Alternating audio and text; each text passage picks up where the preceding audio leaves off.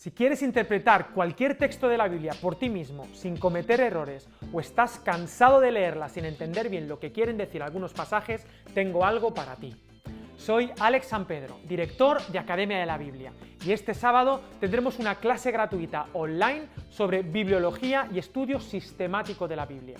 Así que te invito a nuestra clase online Aprende a interpretar la Biblia de Génesis a Apocalipsis sin cometer errores. Durante esta sesión descubrirás los contextos históricos, géneros literarios y autores de la Biblia, y aprenderás una metodología efectiva para estudiarla por ti mismo aunque no hayas ido a un seminario bíblico. Así que, si deseas interpretar la Biblia con seguridad, sin cometer errores que impidan tu crecimiento espiritual y ministerial, simplemente haz clic y regístrate ahora mismo. No te quedes sin cupo y regístrate ahora. Nos vemos el sábado. ¿Tú lo has dado, Ale? Las cámaras están, sí, le he dado, pero las cámaras están grabando. Pero no está encendido, lo sabes. Las cámaras. lucecitas. Vale. Venga. Bueno, pues bueno, arrancamos, ¿no? Va. Dale. Lo prometido es deuda y vamos a comenzar dando las respuestas del examen de la semana anterior. Primera pregunta.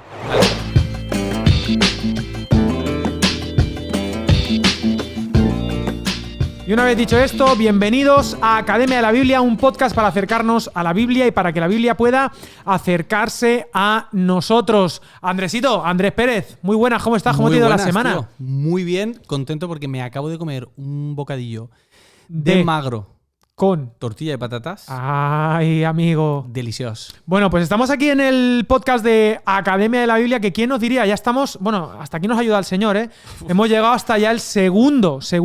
Una semana más. Una semana más. ¿Te acuerdas cuando empezamos, Andrés? Joder, tío.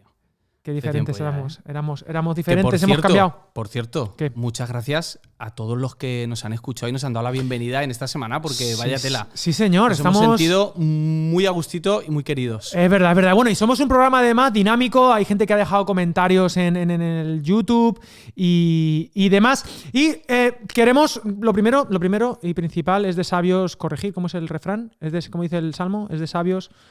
No sé bueno, hay que corregir, hay que... Eso bueno, es muy bueno. Bueno, entonces quiero tener una sección que se llama Fe de Ratas. Perfecto. De ratas, ¿no? De algún error de la semana pasada o algo que tuve ahí un lapsus o tal. La semana que viene te hago un diseñito. Vale, la semana pasada hablé de Platón y tú me preguntaste, ¿cómo se llamaba Platón? Y digo, no lo sé. ¿Cómo se llama Platón, Alex? Platón se llama Aristócles de Atenas. Porque en aquella época era como ponerse tu nombre y luego de dónde eres. Aristócles, que es nombre de tendón. De tendón. ¿Qué te has roto? Tendón. Me he roto el Aristócles. Exacto. Me operan del Aristócles. Sí. Bueno, pues Aristócles, que todo el mundo le llamaba Platón. Espaldón, espaldas anchas, fuertudo. ¿Que era Aristócles de dónde? Es de Atenas, porque en aquella época era todo muy así. Es como si yo me llamara Alex de Alcira, tú serías... Andrés de Torrefiel. Andrés de Torrefiel. Y luego hay artistas que sí, Carmen de Mairena. Carmen Sevilla. Carmen de Sevilla. Predicadores, Brian Houston. Belinda Washington. Sí, hay un montón. Hay un montón de personas hay un montón. que se llaman por su nombre de su procedencia y demás. Jesús de Nazaret sería un poco la... Pablo de Tarso. Podríamos estar así un buen rato, ¿no? Podríamos estar todo el podcast hablando de esto. Pero bueno, Aristócles de Atenas, ya dicho lo cual, ya hemos resuelto no era un error, pero bueno, era básicamente una errata, era una cosa que había que resolver que me parecía importante, porque no saber que Platón se llama Aristócles, un fallo. Falta grave. Entonces, vamos de lleno ya a hablar del Sermón del Monte. Sermón del Monte, te dije Gandhi, Tolstoy, Mamón, un montón pistas. Un montón de cosas. Entonces, el Sermón del Monte. Lo primero y principal, ¿qué es el Sermón del Monte? Sermón del Monte, ¿qué es? Es un sermón, para empezar, porque empieza ya la palabra sermón, nos Para suena... nosotros tiene una connotación muy eclesial, ¿no? Y de sermonear. Sí. Entonces, bueno, el Sermón del Monte es muchas cosas, pero si yo te digo el Sermón del Monte, ¿qué es lo que te viene a la cabeza? ¿Qué es lo que te suena? ¿Qué es lo primero que te viene así a la mente? Bueno, las expresiones que forman parte de nuestra cultura. Exacto. Hay un montón en el Sermón del Monte. Correcto. Bueno, el Sermón del Monte, como tú sabes, es el primer discurso de 5 del Evangelio de Mateo que hablamos la semana pasada. 5 discursos, ya veremos por qué 5 y no 4 ni 6. Pero este primer sermón, el Sermón de la Montaña, que además tiene un paralelo con Lucas, ya os lo diremos, que es el Sermón de la Llanura. Cierto. Tú montaña, yo llanura. ¿Tú eres de montaña o de playa? Suena más comercial montaña. Montaña, Sermón de la Montaña, más épico. Pero muchos teólogos hablan de que es como una recopilación de las enseñanzas de Jesús, de la ética de Jesús, la ética del reino, de cómo vivir, del ethos. El ethos es una palabra muy bonita, un poco la esencia de lo que es la enseñanza de Jesús. Dice John Stott que es la quinta esencia de la enseñanza de Jesús, que me parece una palabra muy bonita, muy evocadora. Sí. La quinta esencia, ¿no? Es como destilar el mensaje de Jesús. No imaginemos que Jesús dijo esto así, porque son muchísimos temas, temas. Todos ahí sintetizados. Exactamente. En 4 páginas. Bueno, Calvino, para nuestros seguidores en Twitter, que son seguidores de Calvino también, Calvino también decía esto, decía, esto puede ser una recopilación de las enseñanzas más highlights de Jesús. Que por cierto, sé que es muy rápido para cambiarte de tema. No. ¿Vale? Y a lo mejor te saco demasiado. No me molesta. Pero, ¿tú crees que Jesús se preparaba las predicaciones en casa? Vamos a ver. ¿O que había improvisación? Yo creo que Jesús, como buen artista, buen profeta, yo creo que también él el contexto le daba... ¿Sabes? Es como los artistas que cuando huelen sangre... ¿Sabes? Esto se dice mucho en el mundo del arte. Oler sangre es como que se crece en el artista. Igual tú estás tocando el piano en tu casa y bien, pero luego delante del público...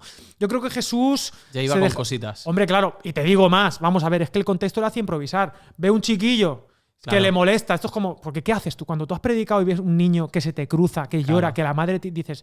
Pero o el padre dice... Ponle el chupete. Ponle el chupete o llévatelo, sácalo de aquí o apágalo.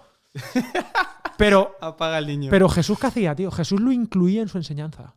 Veía un niño que estaba dando la tabarra, tal, tirándote del... Decía, el reino de...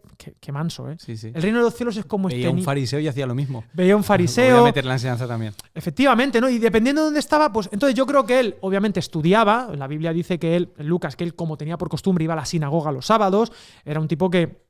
Obviamente había estudiado, porque esta es otra. La semana pasada dijimos, y yo estoy enamorado de esto, que mucha gente da por hecho que Jesús era Jesús por ciencia infusa. Es decir, él nació sabido, yo soy Dios y tal.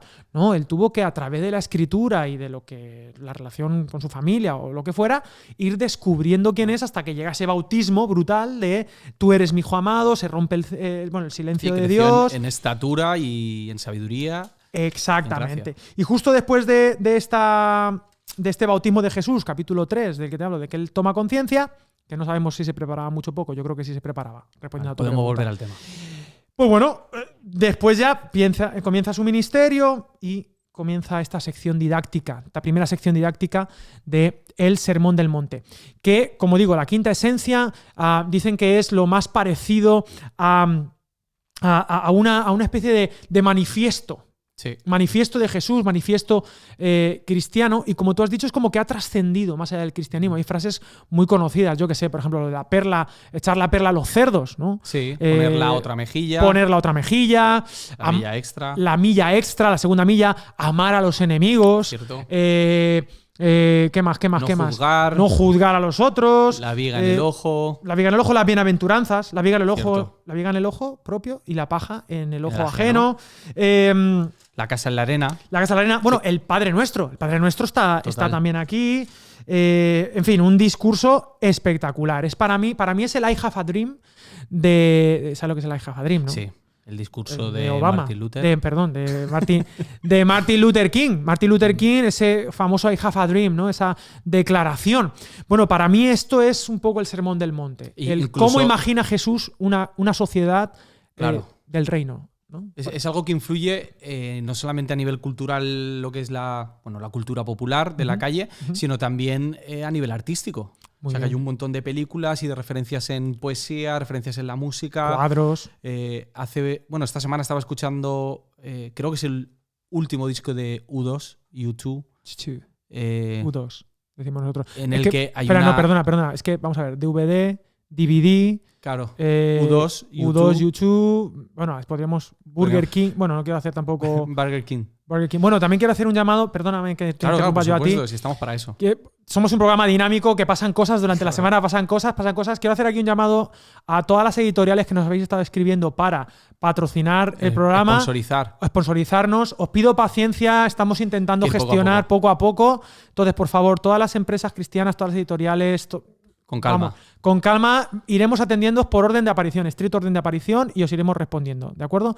Dicho lo cual, perdona. Seguir. YouTube, que esta Q2. semana, no sé si es el último disco, Guille nos podría corregir, creo que sí es el último de YouTube, pero hay una reinterpretación de las bienaventuranzas de Kendrick Lamar. Sí, señor. Un saludo para Kendrick, si nos está Kendrick. escuchando. Bienaventuranzas, Macario. Que son, la verdad, que son muy provocativas y que son una muestra de las muchas que hay en nuestra cultura artística. El mismo Bob Dylan tiene referencias al Sermón del Monte. ¿Tienes algún ejemplo? Tengo. Hay una de Arcade Fire que me gusta mucho que dice: nunca confíes en un millonario, citando el Sermón del Monte. ¡Upa! Esa me gusta porque duele. Hemos dicho lo de no se puede servir a Dios y a Mamón, que estaba dentro también de... No, es cierto, pues eso, está ahí también. Dios y la riqueza, muy interesante todo este tema. Perdón, sí. Ahí la tienes, que bueno, nos deja ver que el Sermón del Monte es un pasaje, pues eso, es muy bello, muy bonito, muy conocido, pero también muy mal interpretado y muy usado para someter a los demás. Y hay una frase de Bob Dylan en una canción que dice: escuchamos el Sermón de la Montaña y supe que era demasiado complejo. Y no sé si tienes razón o no. Fíjate, el Sermón de la Montaña, ¿sabes qué pasa? Que yo me he asesorado esta semana, mucho. He leído el Sermón de la Montaña y tengo varios libros por ahí. John Stott tiene uno que me gusta mucho, Martin Lloyd-Jones, Dallas Willard. Todo el mundo habla del Sermón del Monte. Hay literalmente cientos de comentarios del Sermón del Monte. Y cada uno tiene una interpretación un poco diferente del sermón. Es como que el sermón es un espacio donde intentamos descubrir esa quinta esencia de Jesús, pero algunos son incluso contradictorios. Hay lecturas del Sermón del Monte que no creen en Jesús, es decir, que no creen, que tienen un cristianismo donde no... A lo mejor más ético. Sí, moralista. más simplemente moralista. Otros, por ejemplo, han planteado, ¿no?, más en la línea Lutero o así, que el Sermón del Monte no se puede cumplir. Y es como para demostrar que no podemos cumplirlo. Otros nos dicen que no, que el Sermón del Monte nos describe a nosotros. Otros que dicen que el Sermón del Monte solo es para los creyentes que han nacido de nuevo. Que el Sermón del Monte es el ideal de Jesús porque él pensaba que, o sea, era para los... Algunos dicen que solo para los hebreos, para los judíos. Sí. Bueno, hay un montón de interpretaciones. Yo tengo un amigo musulmán, en discusiones con él bien bonitas y o sea, tranquis, donde él me hablaba del Sermón del Monte y me decía: el problema del Sermón del Monte, atención, me dijo, es que no lo puedes poner en práctica en un país. Dice, porque en un país tú pones lo del amor a los enemigos y el país desaparecerá. Por lo tanto, porque él en su mentalidad musulmana holística, ¿no? Pues eso, la nación bajo tal, que bueno, que luego los cristianos somos muy así a veces también, hay que decirlo. Pero me resultó interesante que eso, ¿no? Las tantas lecturas que hay que tiene este manifiesto cristiano de contracultura, que para mí es básicamente lo que Jesús quiere en su comunidad, cómo quiere que vivamos, ¿no? Y él da por hecho que siempre vamos a ser una contracultura. Seremos, bueno, no sé si lo hemos mencionado, sal de la tierra. Cierto. Luz del mundo. No somos mundo, no somos tierra, somos sal de la tierra, ¿no? Entonces, bueno... Has dicho algo ahí muy guay que es cómo quiere que vivamos en comunidad. Cómo quiere que vivamos como... ¿Qué? ¿Vas a tocar algún botón? Es que estaba aquí con los botones. Dime tú, ¿qué querías decir, Andrés? Perfecto. ¿Cómo vivir en comunidad? Que no está predicando una espiritualidad personal, aunque es interior, pero no es individual, sino que es un llamado a vivir de cierta manera entre nosotros. No solamente es la manera en que nos relacionamos con Dios, sino con los demás. Sí, exacto. Es que el Sermón del Monte es para nosotros, no es para mí. Aunque también se ha hecho una lectura interior, espiritual, en el sentido interior, que la tiene, ¿no? Por eso es, bueno, súper rica toda esta idea del Sermón del Monte. Y además, bueno, una idea muy importante del Sermón del Monte es que Jesús dice que se sentó ahí en el capítulo 5 de Mateo, viendo la multitud, subió al monte y se sentó, ¿no? Y bueno, ¿por qué se sentó? Porque los maestros en aquella época no es como ahora que se ponen de pie y los alumnos se sientan, sino que el maestro se sentaba, ¿no?, en la cátedra. Por ejemplo, ¿os acordáis? De la cátedra de Moisés se sientan los fariseos, ¿no? Hacerles caso, pero no les sigáis su ejemplo. Entonces, él se sienta en ese monte en el primer discurso de 5. Y aquí no hay una puntada sin hilo. Este cuadro es de Fray Angelico, ¿no? Sí, es un cuadro del 400 italiano, bueno, de un fraile que también se dedicaba a la pintura. Qué importante el arte y la fe. El arte y la fe, y cómo tenemos que actualizarlo todo. Ya lo decía Karl Barth, un buen predicador debe tener la Biblia en una mano y una Coca-Cola. La Coca-Cola en la otra. Está bien. Entonces, esa combinación siempre trae buenos resultados. Subió al monte. Entonces, ¿qué quiere decir Mateo? Estos 5 discursos, sube al monte y tal. En realidad, Mateo está planteando, esto es una nueva Torá. ¿Vale? Como estos 5 discursos son como los 5 libros. Y aquí, este primer discurso... Hay un guiño con el monte. Hay un guiño con el monte, ¿no? Y con ese discurso de la primera parte con los 10 mandamientos del Éxodo, o quizá más bien con Deuteronomio. Tú sabes Deuteronomio, permíteme que nos saltamos del timbo al tambo porque es divertidísimo, no sé si te gusta. Tú hazlo. Yo lo hago. Deuteronomio, bueno, una palabra como toda bonita griega, nomos, ley, deutero, segunda ley, Deuteronomio, segunda ley, pero que Deuteronomio, digamos que está al final, Génesis, Éxodo, Levítico, es el último discurso justo antes de entrar en la tierra prometida. Ajá. Y ya Moisés está a punto de morir y es como una relectura de la ley que aparece en Éxodo y demás, pero para aquellos que quieren seguir adelante, extender ese reino, llegar a la tierra prometida. Es para un pueblo nuevo en realidad, porque todos los que escuchan este discurso han nacido en el desierto, no han estado en el Sinaí.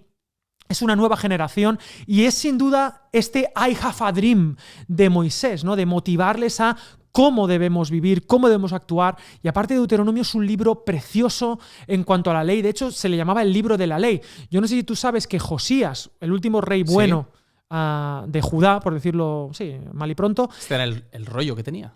Este era, bueno, el rollo que encuentra en el templo, porque se habían olvidado. Dice, hemos encontrado el libro de la ley. Pensamos que encontró la Torá. No, lo que encuentra es Deuteronomio. Y Deuteronomio tiene una importancia capital, esta segunda ley, esta revisión, muy centrada, por ejemplo, en el amor de Dios por su pueblo, muy centrada en cuidar de los más necesitados. Hay una tríada en Deuteronomio de necesitados que repite vez tras vez, que son las viudas, los huérfanos y los extranjeros. Sí. Y toda esa ley la basa en la historia del pueblo de Israel. ¿Por qué tenemos que portarnos bien con los extranjeros, con las viudas y con los huérfanos? Porque extranjeros fuisteis en la tierra de Egipto. Este I have a dream de Moisés. Bueno, saltando a Jesús. Uno de los libros favoritos de Jesús es Deuteronomio. Yo no sé si tú sabes, cuando le preguntan a Jesús cuál es el mandamiento más importante, él hace referencia a Deuteronomio. Deuteronomio 6, versículo 4, Shema, la Shema, ajá, que en español es José María. José María, Shema Israel, Adonai Eloheinu, Adonai Echad. Bueno, porque aparte de griego koine, bueno, hablo hebreo antiguo también. Qué soltura, tío. Hebreo antiguo. Es muy útil también. Para viajar también, como el griego koine. Depende de dónde estés. O sea, yo primero les tiro el griego. Por ejemplo, ¿cuánto vale esto? Pero en griego. Se lo digo en griego. Joroña que joroña, ¿no? Exacto. Si veo que en griego no me pone cara rara, le tiro el hebreo antiguo, porque hay, o sea, clásico, el hebreo clásico, y normalmente el hebreo clásico es mucho más vernáculo. Es decir, la gente entiende. La gente lo pilla. A ver, yo lo chapurreo. Lo entiendo. El que no sabe hablar hebreo antiguo no, porque se lo han enseñado mal y punto. En el colegio, sí. No sé si te ha salido ese anuncio de YouTube. No. Oye, hermano, luego te lo explico. Y punto, ¿no? Vale. Luego espero que alguien lo haya pillado. Tras bambalinas. Bueno, entonces, ese Shema es lo que Jesús enseña y lo va a conectar con un versiculito de Levítico de amar al prójimo. Ajá. Que Levítico también está muy denostado, poco se habla. Ya hablaremos de Levítico, tengo muchas ganas. Pero bueno, básicamente, lo que quería decir es que este Sermón del Monte, este I have a dream, es una intención de Jesús de decir esta ley. ¿Qué ley? Cuidado, Torá. Más que ley habría que traducirlo por instrucción. Sí. Este es el camino. Este es la interpretación que quiero hacer de la vida, de tu vida, de nuestra vida. Él es el nuevo Moisés que va a presentar cómo debemos vivir. De hecho, por eso en alguna sección, la sección de los contrarios, va a decir, ¿oísteis que fue dicho? Pero yo os digo. Pero yo digo. Mucha gente interpreta la Biblia un poco extraña. Porque la gente, oísteis que fue dicho y pillamos la Biblia para excusar cualquier cosa. Pero nosotros, si somos cristianos, nosotros nos gusta seguir la manera de interpretarla de Jesús. Sí. ¿No? Hay una parte en la que dice que se asombraban de su enseñanza porque predicaba con mucha autoridad. Uh-huh. Y es interesante porque en aquella época una de las cosas que hacían denotar la autoridad de alguien en la enseñanza es la originalidad en su pensamiento. Uh-huh. Es decir, que no venía de nadie, no era el pensamiento anterior de otro rabino o de otra escuela, sino que era algo totalmente diferente o, bueno, fresco, le sonaba a la gente distinto. Y esta es que no sé si la palabra reinterpretación es la más correcta, pero sí que parece que amplía el significado de todas esas enseñanzas que ellos ya tenían bastante asumidas. Es que hay un punto muy importante y es que el Sermón del Monte no está en la nada. Hay un contexto, hay un diálogo, hay una propuesta y hay una contrapropuesta. De hecho, hay algunos estudios donde ven el Sermón del Monte frente a enseñanzas de otros rabinos, porque aquí Jesús cuando se sienta está diciendo, soy un rabino, claro, voy a enseñar. De hecho, Mateo tiene tanto énfasis en las enseñanzas, o el Sermón del Monte es tan, digamos, didáctico y ético, que mucha gente lo ha querido desligar de la propia persona de Jesús, que es una interpretación. Es decir, yo, obviamente, como cristiano, para mí el Sermón del Monte sin Jesús no tiene sentido, sin lo que Él es, ¿no? Y de hecho, por ahí hay una clave interpretativa muy bonita. Las bienaventuranzas, que vamos a empezar ahora a ver si quieres, lo primero que me tengo que preguntar es cómo vivió Jesús esas bienaventuranzas, ¿no? Porque claro, si no, ¿qué significa? Pero es que ha habido otras bienaventuranzas antes, hubo otros planteamientos de esos bienaventurados. ¿Qué significa ser feliz en la vida? ¿Qué significa ser lleno? Aunque bienaventurado no es exactamente feliz, sí, a mí me gusta traducir vivirán una buena aventura, ¿no? ¿Quién vivirá una vida plena, una vida con sentido, con propósito? Me gusta eso. Pero ha habido respuestas múltiples a eso. ¿Qué significa esta vida? ¿Para qué estamos aquí? ¿Cuál es el sentido último de la existencia humana? Bueno, el Sermón del Monte intenta responder a eso. ¿Por qué dices intenta? Bueno, lo consigue, ¿no? Pero la intención del Sermón del Monte es contestar a eso. Por ejemplo, hay gente que busca en el dinero la satisfacción y Jesús dice, no se puede servir a dos señores. Sí. Hay gente que se afana, dice, basta cada día su propio afán. Hay gente que lo que quiere es conquistar X y ganar a sus enemigos. Jesús dice, no, es el amor a los enemigos donde encuentro mi humanidad. El ser humano, por definición, es el que ama al otro, ¿no? Algo ahí del Sermón del Monte que me encanta, relacionado con lo que has dicho de todas esas personas que han querido separarlo de la ética, es que se me ha ido lo que tenía en la cabeza, lo que te iba a decir. Sí, de Jesús, algo de Jesús. Era algo de Jesús. Era algo de Jesús y de la ética. De la bienaventuranza. Gente que ha querido separarla. Sí, pero bueno, ya me vendrá, en algún momento me vendrá a la cabeza. Y si no, lo tendré por aquí anotado. No pasa nada, mira, te pongo... Ah, no, me he equivocado, perdón. Te voy a meter miedo, no cortina. Eso es, ahí. Ah, vale, me ha venido a la cabeza, tío. Vale. Que aunque sí se puede tomar como una... Te voy a dejar los grillos de fondo, por favor. Vale, como una ética del reino. Sí. Hay un punto súper interesante, tío, y es cómo Jesús es tan preciso a la hora de hacernos descubrir cómo somos de verdad. Claro, sí. ¿Sabes? Y cómo va directamente al corazón, y que muchas de las respuestas que nosotros buscamos en la vida hoy en día las ponemos, por ejemplo, en la política. Hace unas semanas tú hablabas en tu comunidad acerca del dios Mamón y cómo se busca en el dinero o en los sistemas económicos la solución a nuestros problemas. Y en este caso, exacto, y en este caso Jesús está todo el rato apuntando hacia el corazón. Eso me mola un montón, tío. Bueno, hay mucha gente que dice, Nuevo Testamento, parece que bajan un poco el listón para que entren más. Es decir, el Nuevo Testamento es como más relax.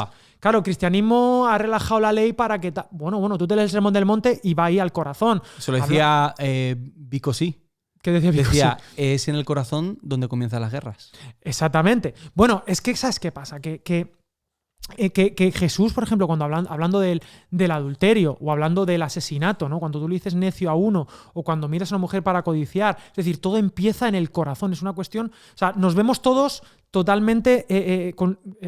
reflejados aquí, pero además Jesús hace el diagnóstico correcto, profundo del problema humano y también de la solución, que es el mismo y es esta vida del reino. Y si nos acercamos al texto, vamos a empezar ya así, a vista de pájaro. Dale. Las bienaventuranzas, 8, 9, las que sean. Bienaventurados los pobres en espíritu. Ojo, empieza fuerte. Empieza fuerte. No bienaventurados los ricos en espíritu, los que les sobra espiritualidad, sino los que saben que carecen de... los que digamos que en el original, ¿no? en el griego, el énfasis es los que están en bancarrota espiritual, los que no tienen para mañana, para comprar el pan hoy. Bienaventurados los que saben que necesitan, ¿no? En los últimos versículos del capítulo 4 te dice quiénes son el tipo de personas que estaban siguiendo a Jesús. Correcto. En este sermón. Y eran enfermos, afligidos, eran gente, exacto, endemoniados, lunáticos, paralíticos. Para ellos es el reino. Exacto, para ellos es el reino. Entonces, bueno, y la palabra es Macario, que hay un personaje de los años 80-90 que se llama Macario, no sé si te acuerdas, que decía qué contento estoy. José Luis Moreno. Un Muppet. Sí. Y entonces, bueno, ¿Quiénes son esos macarios? Los pobres en espíritu, los que lloran, los mansos, los misericordiosos, los de limpio corazón, los pacificadores. Y esto es totalmente contraintuitivo, porque el mundo nos plantea bienaventurados los de iniciativa, los fuertes, los que desbordan espiritualidad y que se levantan todo el día con la paloma aquí al lado. Bienaventurados los pacificadores, no, los que saben pelear bien. Bienaventurados los misericordiosos, no, sino los que son justos en el sentido más malo de la palabra, ¿no? Y entonces, bueno, estas bienaventuranzas dialogan de nuevo con otros planteamientos de lo que la vida es. No sé si tienes tú por ahí algunas antibienaventuranzas. Me gustaría. Pues tengo aquí unas de la canción que bueno. Es que eres como el quiero leeros dos. Como ¿vale? decía Calvar. Primero voy a leer, con el permiso de Guille, que es aquí el fan de YouTube, Ojo. las que escribió Bono con Kendrick, que me parecen muy interesantes, y luego nos vamos a las más antiguas, ¿vale? Bono, Perfecto. Bueno. Muy adecuado. Sí. Bienaventurados los arrogantes, porque allí está el reino de su propia empresa. Benditas sean las superestrellas, porque por la magnificencia en su luz comprendemos mejor nuestra propia insignificancia. Bienaventurados los asquerosamente ricos, porque solo se puede poseer lo que se regala, como tu dolor. Que esto, vemos cómo las bienaventuranzas se pueden ir traduciendo y contextualizando con el paso de los años, que es lo que hizo Jesús, porque una de las bienaventuranzas que podrían resultarles familiares a su audiencia era unas que se escribieron en lo que para nosotros es eclesiástico, de Jesús ben Sirac, Jesús también. ¿Cuántos años antes era, tío? Pues 100 y pico, 130, 140, siglo II antes de Cristo. Y también son 9, dice, hay 9... Dice, y hasta 10 personas que declaro dichosas. Dichoso el hombre que se alegra con sus hijos y el que vive hasta ver la caída de sus enemigos, lo que tú decías. Sí. La fuerza, la guerra. Dichoso el hombre casado con mujer santa y el que no hará con yunta formada por buey y burro. Menudos tweets. Es verdad, esto es un peligro. Menudos tweets. Eso no estoy de acuerdo, me parece fatal lo que está diciendo Jesús ben Sirac. Le darían duro, Jesús ben Sirac. Sí. Le cancelado.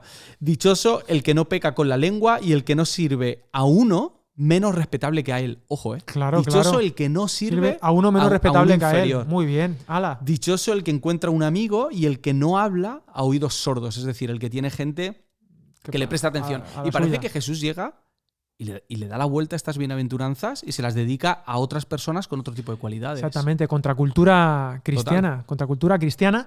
Y de hecho, cuando sigue, habla de la persecución que la iglesia va a tener y tal, y luego habla de ser sal y ser luz del mundo, y nos plantea siempre esta identidad. ¿Quiénes somos? El Sermón del Monte también habla mucho de quiénes somos, de nuestro ethos. Digamos que la ética, nuestra conducta, parte de lo que realmente somos, de nuestra identidad, ¿no? Y me gusta esta idea de sal, luz, de una ciudad asentada sobre un monte, ¿no? Y que así alumbre vuestra luz delante de los hombres, para que vean vuestras buenas obras y glorifiquen a vuestro Padre que está en los cielos. Nos pone en misión constantemente, nos pone en los márgenes, en ser sal, en ser un poco low profile, que sería perfil bajo lo he dicho en hebreo. Te ha salido bien. Me ha salido en hebreo. Pero estamos en misión, ¿no? Y yo creo que hay que entender también el Sermón del Monte en este sentido. El Sermón del Monte es para los que queremos ese reino, ¿no? Porque antes la proclamación es arrepentíos porque el reino de los cielos se ha acercado, es el mensaje, ¿no? Y nosotros somos los que acercamos, extendemos ese reino. I have a dream de Deuteronomio. Vamos a llegar a un lugar, a una tierra prometida, ¿no? Entonces, por ahí luego habla sobre la ira, sobre el adulterio, el divorcio, los juramentos, sobre la venganza, el amor a los enemigos. Oísteis que fue dicho, pero yo os digo. Y cuando llegamos a la cumbre, dicen que la cumbre del Sermón del Monte es este capítulo 5, el amor a los enemigos, que es lo más difícil de entender. ¿Qué piensas tú de esto del amor? Bueno, creo que lo más difícil de entender y lo más difícil de practicar, sobre todo, ¿no? Y que en el Sermón del Monte nos encontramos estas dos cosas constantemente, la práctica y la teoría. La identidad, la ortodoxia y la ortopraxis, ¿no?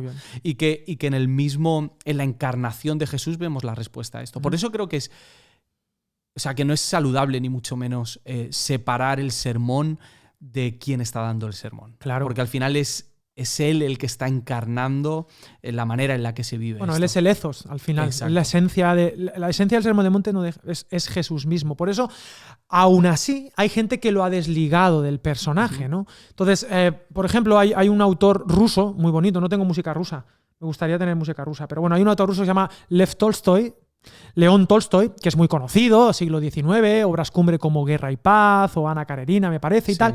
Pero él tuvo una vida un poco convulsa, muy, muy difícil, pero no es que tuvo un encuentro con el Señor, sino que empezó a leer el Nuevo Testamento y quedó fascinado por el Sermón del Monte, por la ética del Sermón del Monte, y de hecho él además pues negaba todo lo demás, decía lo único importante es el Sermón del Monte y lo demás pasando. Pero él escribió un libro, uno de los últimos, sino el último, que se llamaba El reino de Dios está en vosotros, ¿no?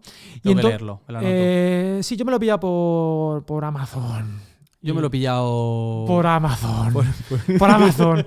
Y bueno, dice que básicamente el Sermón de la Montaña es el mensaje cristiano esencial y que la Iglesia Ortodoxa rusa se había pervertido. Ajá. Y tal. Bueno, a él lo excomulgan y tal. Pero él habla eso de la no violencia, se hace vegetariano o vegano, no violencia total, en fin, toda una historia. Su vida muy convulsa, no. Pues él vivía, yo creo que en la tensión de darse cuenta de que sí, vale, puedo vivir el Sermón del Monte, pero en realidad luego él era en algunos aspectos muy egoísta, o en fin, X. Pero es interesante, ¿no?, que cómo afectó a uno de los más conocidos de la literatura del siglo XIX rusa y del mundo entero, León Tolstoy, que junto a este otro, a Dostoyevsky, lo estaba confundiendo con Rimsky-Korsakov. Con Kasparov, sí. Ojo, el ajedrez. Ojo, el ajedrez ruso. Gambito de dama. Pero bueno, entonces, este León Tolstoy, muy importante en la literatura universal, que además se carteaba. ¿A que tú no sabes con quién se carteaba León Tolstoy? Pues sí lo sé, Alex, porque me lo has contado. Te lo he contado. Pero se carteaba con un personaje bastante conocido. Indio, para más señas, llamado Mahatma. Te pongo Mahatma Gandhi. Todo el día en la cama. Escucha. Gandhi, todo el día en la cama. Se carteaban, se whatsappeaban, pero en aquella época, estamos hablando principios del siglo XX y tal, aquello no había WhatsApp, entonces se carteaban y hay registros de las cartas, o sea, como ahora que a veces salen a la luz los WhatsApp privados, esas cartas han salido los registros. Y Gandhi queda fascinado por el libro este del Reino de Dios está en vosotros, y entonces él, ya en Sudáfrica, se carteaban Rusia, Sudáfrica, ojo, un aplauso al sistema postal británico ruso.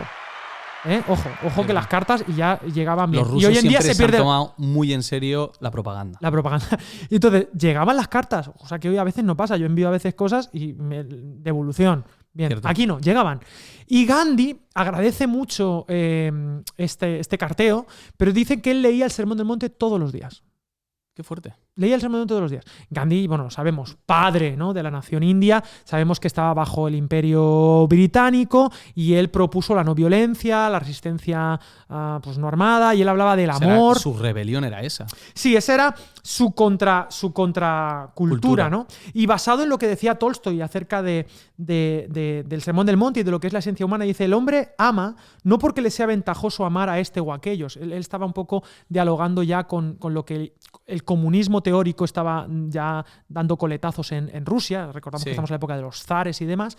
Y entonces dice, no, el problema no es una cuestión material y no es que amemos por interés. Él hace una lectura más profunda, y aquí yo creo que acierta Tolstoy. Dice, sino porque el amor es la esencia de su alma, porque no puede no amar. Es decir, el ser humano se humaniza amando. Y esto a Gandhi le impresiona, y de hecho él dice que él se enamora del personaje de Jesús.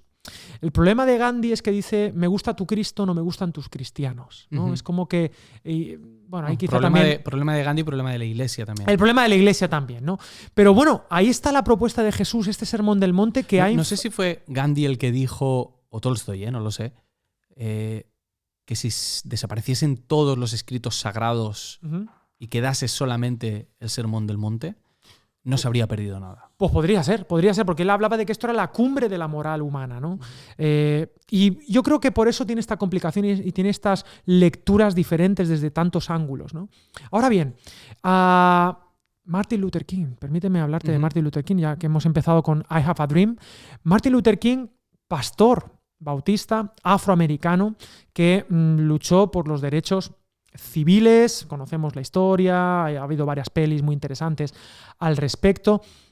Pero Martin Luther King hablaba también mucho de esta resistencia pacífica, y además hoy en día que hay tanta pelea, bueno, hablamos de la palabra polarización, ¿no? Exacto. Que no es que va a hacer frío, sino que hace mucho frío. Cada vez hace más frío, ya está cambio climático. No. Al revés, se está calentando todo demasiado.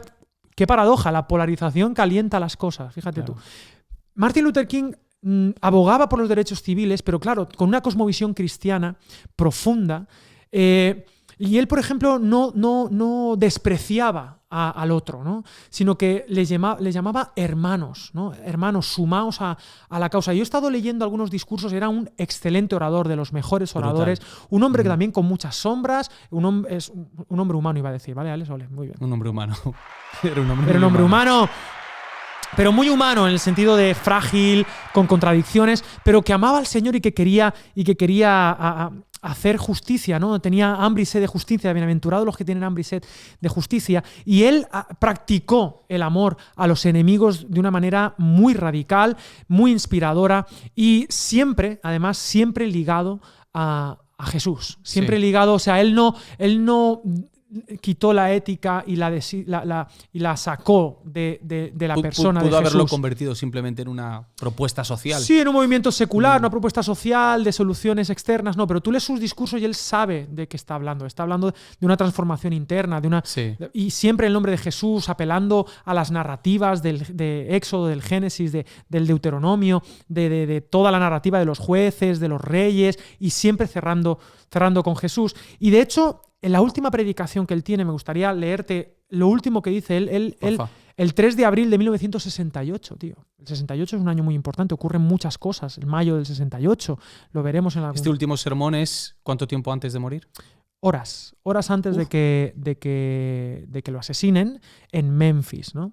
Y él está haciendo este discurso, no sé si leyendo, tendría que ver, hay vídeos por ahí que lo puedes ver, y lo he leído entero el discurso y es una maravilla, es una preciosidad, menciona a los filósofos griegos, pasa por la escritura y dice, me gustaría estar en todas estas épocas, pero prefiero estar aquí donde estoy. Su vida estaba llena, estaba viviendo una buena aventura, era bienaventurado, ¿no? Y él cierra su discurso y fijaros que digamos que profético, en el sentido de que estaba a horas de que su vida terminase, ¿no? Y dice, y bueno, yo no sé lo que pasará ahora. Se nos vienen días difíciles, pero de verdad ahora no me importa porque he estado en la cima de la montaña. Y no lo tomo en cuenta. Como cualquier persona me gustaría vivir una larga vida. La longevidad tiene su lugar. Pero eso no me preocupa ahora. Yo solo quiero hacer la voluntad de Dios. Y Él me ha permitido subir a la montaña. Y he mirado y he visto la tierra prometida. Puede que no llegue allá con vosotros, pero quiero que vosotros sepáis esta noche que nosotros como pueblo llegaremos a la tierra prometida. Así que esta noche estoy feliz, bienaventurado. No hay nada que me perturbe. Yo no le tengo miedo a ningún hombre. Mis ojos han visto la gloria de la venida del Señor. Uf, pelos de punta, tío. Es increíble, ¿no? Qué fuerte que puedas leer un sermón tantos años después y que aún así te siga removiendo por dentro, tío. Sí, pero claro, y este sermón es que además casa perfectamente con la intención del Sermón del Monte, conecta con el Señor.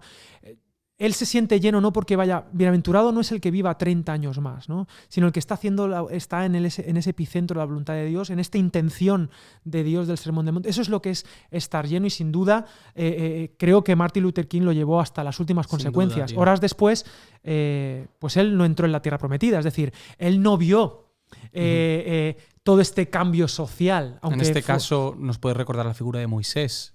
Totalmente. Que es la figura que ahora Jesús está reconstruyendo en este Sermón del Monte. Exactamente, ¿no? Y bueno, el Sermón del Monte luego se va al Padre Nuestro, a hablar de cómo tenemos que relacionarnos con Dios. Y hay muchas cuestiones revolucionarias en torno a esto, en torno al ayuno, en torno a no ser unos hipócritas y hacer la espiritualidad, digamos, externa, volviendo al concepto que me comentabas de la esencia. Sí. Luego habla de las riquezas, también muy importante, el tema del dinero. Hoy en día el dinero es lo que mueve todo, es la esperanza, es el salvador, ¿no? Para todo, sí. ¿no? Y frente a eso, la contracultura cristiana vuelve a plantear que no, que la esencia cristiana, bueno, para mí este sermón, ¿no?, de Martin Luther King está en eso, en estar con el Señor, cumpliendo con su intención, su voluntad, lo que Él quiere. Ahí me llama la atención, tío, que, o sea, cómo le hemos dado la vuelta, especialmente los evangélicos, a lo que un sermón debe implicar o hacer sentir a la gente, ¿no? Y cómo hemos convertido el sermón en una exposición en la que tenemos que alumbrar a las personas y las personas flipan y dicen wow.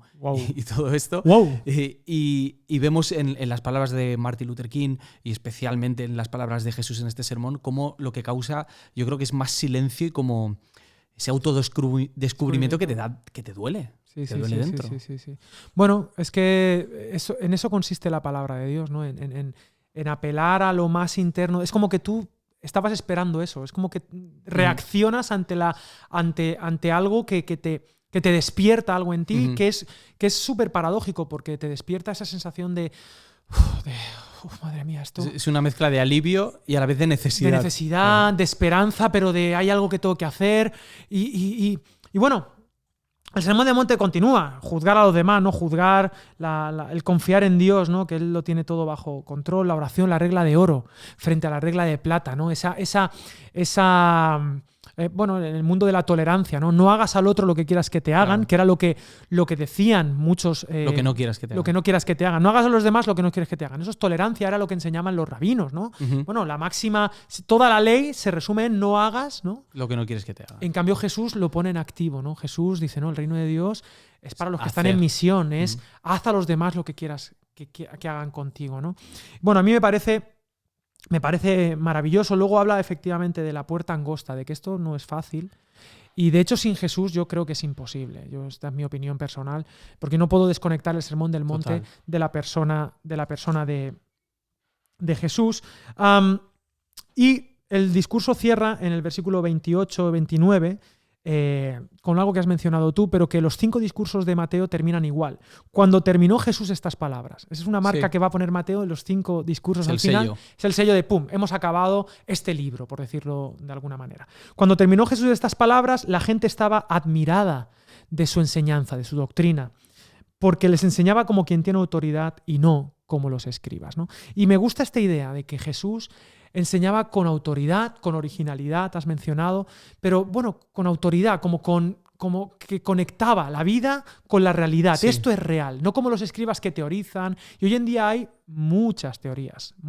El propio Sermón del Monte se puede convertir en una teoría. El propio Sermón del Monte se puede simplemente teorizar, dejarlo ahí en las nubes, pero Jesús predicaba con autoridad porque Él era la encarnación del Sermón del Monte. Él vivió cada cosa que aparece aquí en el Sermón del Monte, Él lo vivió. Y la invitación revolucionaria es vívelo tú también, en tu contexto, en tu realidad, pero procura estar cerquita de estas palabras, ¿no? Y bueno, esto es el sermón. No sé si tú querías decir alguna cosita de cultura, algún dato bonito. No tengo ningún dato así demasiado llamativo, pero sí que hay un libro que he leído hace poquito, tú también, La opción benedictina, de Rod Dreher. Sí, señor. Y hay un parrafito que creo que nos puede servir muy bien. No sé si has oído el término de regla de vida. Las reglas de vida. Las reglas de vida son, bueno, pues eso, normas de conducta tipo dentro reglas de una monásticas, comunidad. Como si fuéramos una comunidad contracultural. Para ayudarnos a descubrir el amor de Dios y crear ese espacio. Y él dice lo siguiente, creo que, bueno, se puede coger el Sermón del Monte como regla de vida, obviamente, y dice, han desaparecido los guardarraíles que podrían salvarnos de caer al vacío. Pero las luces y la velocidad de la vida moderna nos tienen tan embelesados que no advertimos el peligro. La cultura popular tiene una fuerza de disolución que requiere un esfuerzo ímprobo de los individuos y las familias que quieren hacerle frente por su cuenta lo tendrán difícil. En los tiempos que corren, adherimos a una comunidad estable de fe es una necesidad. O sea, un sitio en el que el Sermón del Monte, una comunidad, sea la regla de vida, es algo que nos puede salvar totalmente. Sí, me gusta el concepto de somos una comunidad de contraste, ¿no? Y este es nuestro ethos, nuestra ética, esa palabrita bonita, ethos, me gusta. Nuestra ética, nuestra marca de la casa, la sal de la tierra, la luz del mundo. Esa regla benedictina de la que hablas, un libro muy recomendable, a mí me gustó mucho. Y Y bueno, vamos a tener que dejarlo aquí, pero no sin antes dar un anuncio y pregunta de examen. Cierto. ¿Qué quieres dar antes? El anuncio y luego la pregunta de examen. Bueno, Sermón del Monte, no os olvidéis. Y deberes, ¿vale? El anuncio es que este sábado 20 de febrero, yo sé que este podcast va a durar muchísimo y la gente va a estar viéndolo en el 2028. In secula seculorum. Sí, la gente dirá, madre mía. Pero bueno, tenemos la presentación vamos a dar un curso gratuito en Academia de la Biblia que se titula ¿Cómo interpretar la Biblia de Génesis a Apocalipsis sin cometer errores? Es un curso totalmente gratuito y para registrarse simplemente pues mira ahí en la referencia. Si cometes un error pasa... Si cometes un error, suspendido. Pero de Génesis a Apocalipsis. Y va a ser un curso muy interesante que damos una perspectiva global, pero teniendo en cuenta el contexto de cada uno de los 66 libros. Os va a encantar. Entonces, y es gratuito, totalmente gratis. ¿A la hora? Las 6 de la tarde, hora España. ¿Y para inscribirse? Para inscribirse te tienes que inscribir pues en YouTube, ahí habrá en la descripción, o en el podcast. Ahí está la descripción, link, y ahí te inscribes. O en Instagram en @academiadelabiblia.com. Academiadelabiblia.com, ¿vale? Ahí, y bueno, así podemos seguir con la conversación. Y la pregunta de examen y los deberes. Deberes, leerte el Sermón del Monte. Vale. Y la pregunta, ¿qué es el Sermón del Monte? Es una pregunta nada más fácil. Y vas a dar respuestas. 3 multiple choice. Perfecto. Número 1, ¿qué es el Sermón del Monte? Un grupo de rock flamenco fusión progresivo. Bueno, como María del Monte. Entraría perfectamente. Muy bien. Segunda respuesta, que la quinta esencia de la ética cristiana. Podría ser también. Podría ser. Pues todas están ahí, ¿eh? Sí. Tercera. Y la tercera, un circuito extra del Mario Kart 64. Podría ser también. Podría ser. Lo dejamos. Y os digo, podéis utilizar material, buscar por Google, Wikipedia, Internet. Ir a librerías benedictinas y buscar cuál es la respuesta. Sobre todo leer el Sermón del Monte para averiguarlo. Y os invito a leer el Sermón del Monte a ver si es un videojuego de Mario Kart o es un grupo. O a lo mejor resulta que es un grupo de rock progresivo fusion. Entonces, nada. Básicamente eso, para mí ha sido un placer, Andrés, estar contigo. No sé si quieres decir unas últimas palabras en hebreo. Nada, Shema. que nos vemos la semana que viene. Nos vemos la semana que viene. La semana que viene, ¿sabes qué vamos a hacer? No. Va a ser el último de Mateo, yo creo. Vale. Pero vamos a hacer cositas que se llaman... Vamos a hablar de quiasmos. Uy, ¿cómo te gusta? Quiasmos, tercer capítulo, quiasmos. Y vamos a hablar de idas y venidas, viajes en el tiempo. Vamos a hablar de pelis. Vamos a hablar un poquito de Christopher Nolan. Vamos a hablar de ¿qué más? ¿De qué más? Los oyentes no saben esto, pero esto Alex lo está improvisando ahora totalmente. Vamos a hablar de cualquier cosa que te emocione, ¿no? Sí, vamos a hablar de Back to the Future. Ah, muy bien. Con la musiquita y tal. McFly. ¿Puedo poner la música que tenemos aquí? No, porque vas a poner una despedida. Es un corte de rollo. Es un corte de rollo. Bueno, pues entonces nada. Simplemente que estéis muy bien. Todos los botones a la vez. Que Dios os bendiga y que en Academia de la Biblia estamos para servir. No a los que dicen los que están por encima de nosotros, sino que... Bueno, a todos, sale. A todos. A servir a todos. A todos. Porque es un podcast. Exactamente. No vamos cerrando las puertas. Que vivamos el Sermón del Monte. Chao, que estéis bien. Adiós. Sorbito.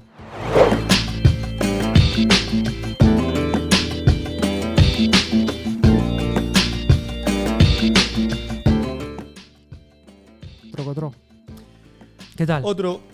Bien, ¿no? Bien, tío. Sí. Estaba despistado porque no sabía... Ya, pero espérate. ¿Estaba despistado por qué?